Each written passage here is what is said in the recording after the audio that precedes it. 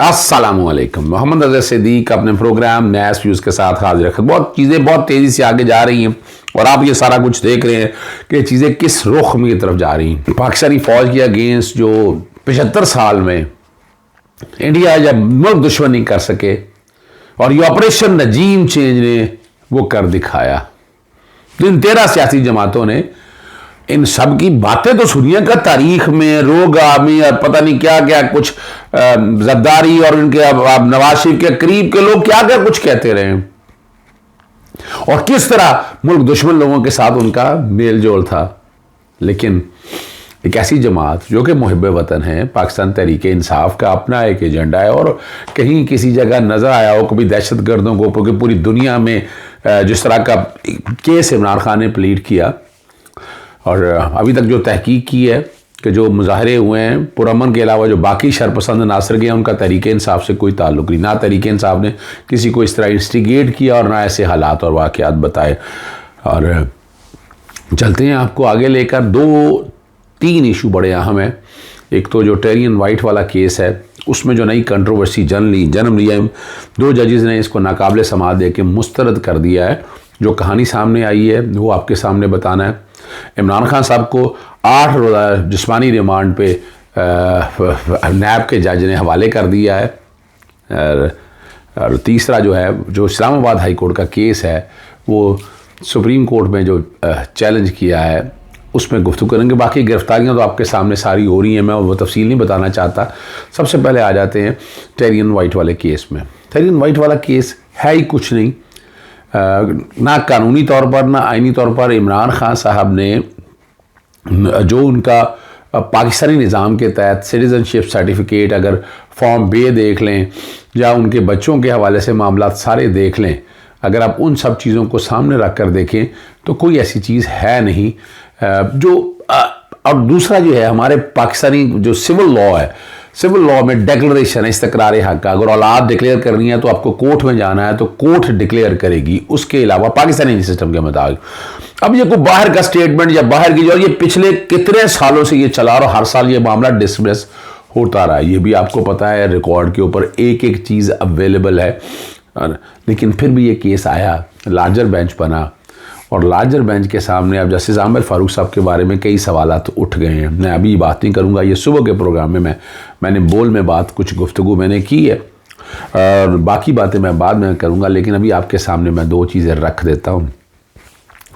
फैसला लिख के भेजा ऑथर जज। अब तरीक़ाकार क्या है, जज ने एक ऑथर की जजमेंट और उन्होंने इसको मेंटेनेबल कहा, भेजा 2 जजेस के पास। अब 2 जजेस नहीं मानते इस बात को, वो नहीं मानते इस बात को।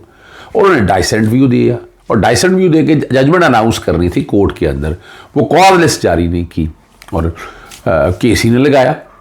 अब जजमेंट आ गई है इंटरनल, अब सिर्फ जजमेंट अनाउंस करनी है। अब जजमेंट अनाउंस करनी है।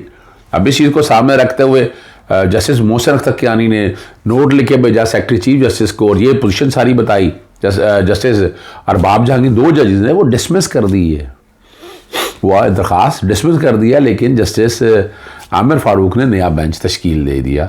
अब ये एक नई कंट्रोवर्सी और ज़रूरत नहीं थी, लेकिन तकलीफ दे बात है ये हुआ है। अब इस पर और मैं बात नहीं करना चाहता, लेकिन मैं आपको पहले दिन से कह रहा हूँ कि ये केस बनता नहीं है। लेकिन इमरान खान साहब को इस सिस्टम में, इस वेब के अंदर फंसाने के लिए जो जो कोशिशें हो रही हैं वो आपके सामने हैं।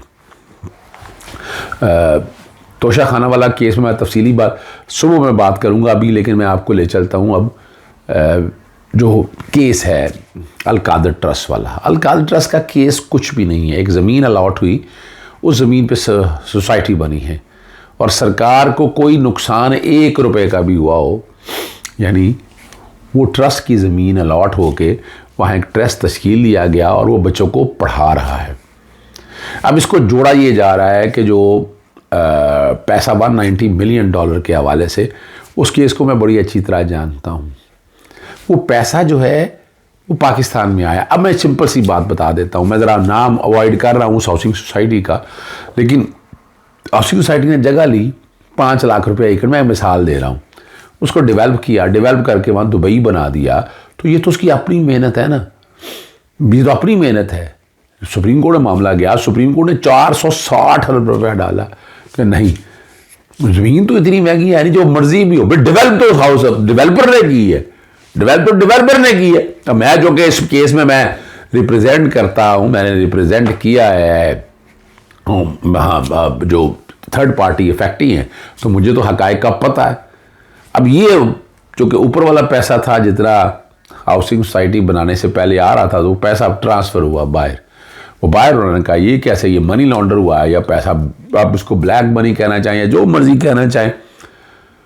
नेशनल क्राइम एजेंसी ने इस मामले को देखा और कन्फिस्केट कर लिया। अब पैसा यही है जो बैरिया का है, जो बैरिया से हाउसिंग सोसाइटी से गया है, और वो पैसा जो है अब पाकिस्तानी गवर्नमेंट ने, काबीना बैठी पूरी, क्योंकि काबीना ने बैठे, इमरान खान ने फैसला किया, ये इमरान खान को किस बुनियाद पर बैठकर बना रहे, पूरी काबीना ने फैसला किया, और वो पैसा जो है वो सुप्रीम कोर्ट के पास गया है एक। और यहाँ अब नैब का पहला भी कानून होता तो उसके मुताबिक ये केस बनता नहीं था, लेकिन इन्होंने अब नैब की तरमीम के बाद जो है मिसयूज ऑफ अथॉरिटी हो तो पेक्यूनरी बेनिफिट लाजमी है, वो तो यहाँ है कोई नहीं, यहाँ कोई एस्टेब्लिश हुआ यानी।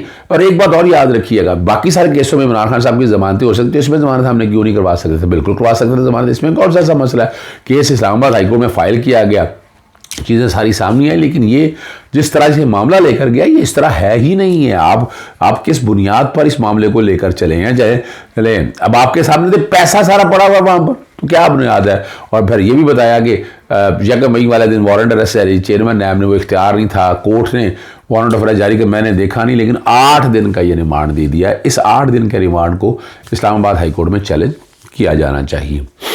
ये रिमांड नहीं हो सकता, ये इख्तियार ही नहीं। और बल्कि मैं तो कहूँगा कि सारी प्रोसीडिंग की क्वैश्चन के हवाले से मामला को लेकर जाया जाए, सिर्फ इस हद तक बात ना जाया जाए, यानी इसको इस हद तक भी चैलेंज किया जाए। दूसरा, इस्लामाबाद हाईकोर्ट का फैसला आपने देख लिया, जो गिरफ्तारी कानूनी कह दी है, और प्रेमिसेस के अंदर से लाइसेंस दे दिया कि गिरफ्तार हो सकते हैं। मामला अल्टीमेटली मैंने आपको कल ही बता दिया था कि इस्लामाबाद हाईकोर्ट ने जब गिरफ्तारी कह दिया कानूनी है तो रिमांड ऑटोमेटिकली होना है। ऑटोमेटिकली रिमांड होना है, प्रेशर भी आपको पता है लोगों के ऊपर होते हैं। वो रिमांड हो गया, वहाँ बड़ा अच्छा बहस की और बताया कि कोई मिसयूज़ ऑफ अथॉरिटी नहीं है। वो तफसीलें सारी मैं आपके सामने बता चुका हूँ, वो एक एक चीज़ बता चुके हैं, लेकिन जज साहब ने रिमांड दे दिया। और अब उसी चीज़ को सामने रखते हुए जब गिरफ्तारी वाला मामला है, गिरफ्तारी में ये तो कह दिया कि तौहीन अदालत है, तौहीन अदालत से क्या फ़र्क पड़ता है? क्वेश्चन ये है कि जजमेंटें ऐसी मौजूद हैं यहाँ पर, आपको याद होगा अलीम आदिल अब्बासी वाला जो वहाँ से यानी FIR हुई थी, गिरफ्तार करके ले आए लाहौर में गिरफ्तारी करने आया, तो हाईकोर्ट ने गिरफ्तारी गैर कानूनी कह दी थी, छोड़ दिया, रिलीज़ कर दिया गया था अलीम आदिल अब्बासी को, अलीम आदिल शेख को सॉरी, रिलीज़ कर दिया गया था। तो ये तो आपके सामने मौजूद है। अब इस वाले फैसले को सुप्रीम कोर्ट में चैलेंज किया है। ये फैसला गैर कानूनी है जो मैं समझता हूँ इस्लामाबाद हाईकोर्ट का। इस्लामाबाद हाईकोर्ट ने इस मैटर की नौयत को नहीं समझा। उन्होंने ये तो कह दिया तौहीन अदालत की प्रोसीडिंग स्टार्ट कर रहे हैं, लेकिन इस नौयत को नहीं समझा कि इस इशू को कैसे कैटर करना और हैंडल करना।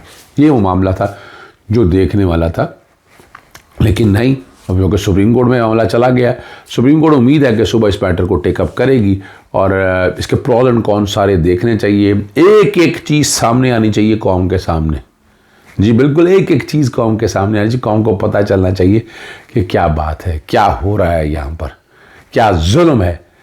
और आखिर में मैं दूसरी बातें मैं सुबह करूँगा। आपको पता है फ़ौज तलब कर ली गई है, जहाँ कहा जा रहा था कि फ़ौज नहीं है इलेक्शन कराने के लिए, अब तमाम सूबों में और वफाक में फ़ौज तलब कर ली गई। वो तो मसरूफ़ थी इनके मुताबिक, जो सेक्रेटरी डिफेंस में ये बातें, इलेक्शन कमीशन का चेहरा अब आपके सामने बेनकाब हो गया। असल जो एजेंडा था कि इलेक्शन पोस्टपोन करना था, उसमें तो हुकूमत कामयाब हो गई है। 14 माले वाला भी अंडर क्वेश्चन आ गया और इमरान खान को 8 दिन के लिए अंदर रख लिया। और जो मुजाहरे करने थे इमरान खान ने, वो सारे के सारे उन्होंने इस तरह पॉलिटिकली विक्टिमाइज़ करके ये फ़ायदा। ये नैब जो मौजूदा नैब है, ये तो गवर्नमेंट के हाथों खेल रहा है। लीडर ऑफ द हाउस और अपोजिशन राजा रियाज के जरिए ये चेयरमैन अपॉइंट हुआ। जो पहला चेयरमैन जो है उन्होंने तो इस्तीफ़ा दे दिया था। और जिस तरह ये इख्तियारात इस्तेमाल हो रहे हैं, जो कुछ यहाँ हो रहा है, ये तो तकलीफ दे मामला है और ऐसे मामला से बचना ही मुनासिब होता है। लेकिन आपने अगर इस मुल्क को लेकर जाना है ना, तो ये मामले सारे छोड़ने पड़ेंगे। इस तरह नहीं चल सकता कि आप इस तरह इस मुल्क को चलाएं और इस तरह चीज़ों को लेकर चलें, मेरिट पे चलें, आइन पे चलें, कानून पे चलें। और KPK में भी, पंजाब में भी, सिंध में भी, बलूचिस्तान में भी और इस्लामाबाद में भी आर्टिकल 245 का इस्तेमाल हो गया और फ़ौज तलब कर ली गई। पता नहीं क्यों नहीं कुछ समझ रहा, क्यों फ़ौज को लड़ाना चाहते हैं कौम के साथ। बचें इससे, जितना बच सकते हैं उतना बेहतर होगा। इजाज़त चाहता हूँ। अस्सलाम वालेकुम, अल्लाह हाफ़िज़। पाकिस्तान जिंदाबाद।